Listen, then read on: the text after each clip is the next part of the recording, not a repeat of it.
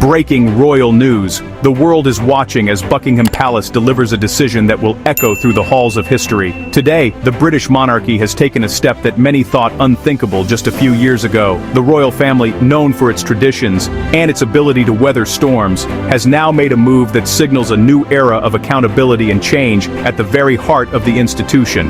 Buckingham Palace has made it official. Prince Andrew has been stripped of his prince title.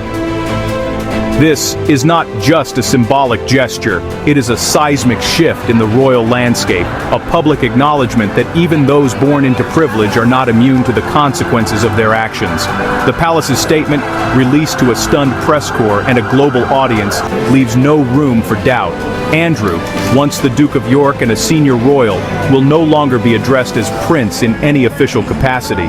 Once a key figure in the royal family, he is now facing the consequences of one of the biggest scandals to ever shake the monarchy. For decades, Prince Andrew was a familiar face at state banquets, royal weddings, and charity galas. He was the Queen's favorite son, a naval officer, and a patron of countless organizations. But all of that has come crashing down in the wake of controversy and public outrage. The announcement was made with the kind of formality and gravity that only the British monarchy can muster. Cameras flashed as the palace's spokesperson read the statement, and the world listened. The message was clear: the royal family is drawing a line in the sand, determined to protect its reputation and future. In a stunning move, Buckingham Palace confirmed that Andrew, Duke of York, will no longer use the title Prince in any official capacity. This is a rare and dramatic step, one that has not been seen in modern royal history. The palace's decision is not just about titles, it is about sending a message to the public, to the Commonwealth, and to the world that the monarchy is willing to hold its own to account. This decision follows mounting pressure from both the public and within the royal household after years of controversy. The British public, known for its loyalty to the crown, has grown increasingly restless as details of Andrew's associations and alleged misconduct have come to light. Protests outside the palace, scathing headlines in the press, and heated debates in Parliament have all contributed to the sense that something had to give. The roots of this crisis stretch back years, but it all began with Andrew's association with the late Jeffrey Epstein, a connection that led to an avalanche of accusations and legal scrutiny. Epstein, a convicted sex offender, was at the center of a global scandal involving powerful men and vulnerable young women. Andrew's friendship with Epstein and the allegations that followed cast a long shadow over the House of Windsor. The world watched in disbelief as details emerged: private jets, lavish parties, and troubling allegations of misconduct. Andrew's name became synonymous with scandal, and the royal family found itself in the crosshairs of a media firestorm. The palace, usually so adept at managing crises, struggled to contain the fallout. His disastrous interview with the BBC in 2019 only fueled the fire. In what was meant to be a chance to clear his name, Andrew instead delivered a performance that left viewers stunned. His lack of empathy, his evasive answers, and his infamous claim of being unable to sweat became instant fodder for headlines and late-night comedians alike. The interview, intended as damage control, backfired spectacularly. Public trust in Andrew, and by extension, the royal family, plummeted. The palace was forced to act, and Andrew was quietly removed from public duties. But for many, that was not enough. The public backlash was swift and brutal. Across the United Kingdom, people voiced their anger and disappointment. Social media erupted with calls for accountability, and even the most ardent royalists found themselves questioning the institution they had long supported. The scandal became a national conversation, touching on issues of privilege, justice, and the responsibilities of those in power. For many, Andrew's fall from grace was a symbol of a broader reckoning, a sign that the old ways of sweeping things under the rug were no longer acceptable. The palace had to act. And today, they finally did. The decision to strip Andrew of his title is not just about one man, it is about the future of the monarchy itself. The royal family is sending a message that it will not tolerate behavior that undermines its values or its standing in the eyes of the public. Behind the scenes, sources say the discussions were intense and emotional. The Queen, known for her sense of duty and her deep love for her family, faced an agonizing choice. But in the end, the need to protect the institution outweighed personal feelings. While the palace statement remained formal, insiders suggest King Charles and Prince William were united on one thing: distancing the monarchy from scandal.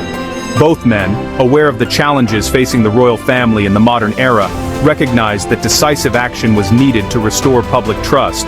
King Charles, now the head of the family, has made it clear that the monarchy must adapt or risk becoming irrelevant. Prince William, the future king, has also taken a firm stance, determined to ensure that the royal family is seen as a force for good in British society. Even Queen Elizabeth II, before her passing, quietly limited Andrew's public role, a clear sign of how far he had fallen from royal grace. The Queen, who reigned for more than 70 years, understood the importance of public perception. Her decision to distance Andrew from official duties was a turning point, signaling that no one, not even her own son, was above reproach. For Andrew, the loss of his title is more than just a change in how he is addressed. It is a profound personal and public humiliation, a reminder that the privileges of royalty come with responsibilities and consequences. The world is now left to wonder what happens next for Andrew and for the royal family as a whole. The palace's decision has set a precedent, one that will shape the monarchy's response to future crises. The media, ever hungry for royal drama, will no doubt continue to scrutinize Andrew's every move. But for now, the focus shifts to his new reality.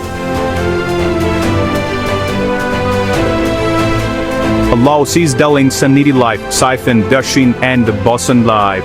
Bandashin dance and dafen besim dog, lit in the shadows, far from the spotlight he once enjoyed. Prince Andrew, or should we say Andrew Windsor, is expected to live a quiet private life in his Windsor estate. The sprawling grounds of Royal Lodge, once a symbol of his status, are now a place of exile. Friends say he spends his days walking the gardens, reflecting on what has been lost. Gone are the days of royal engagements and public adulation. Andrew's world has shrunk to a handful of loyal supporters and family members willing to stand by him. The isolation is palpable, a stark contrast to the life of privilege he once took for granted. He will no longer receive public funding, and his royal patronages are gone. Charities and organizations that once boasted of his support have quietly removed his name from their websites. The financial implications are significant.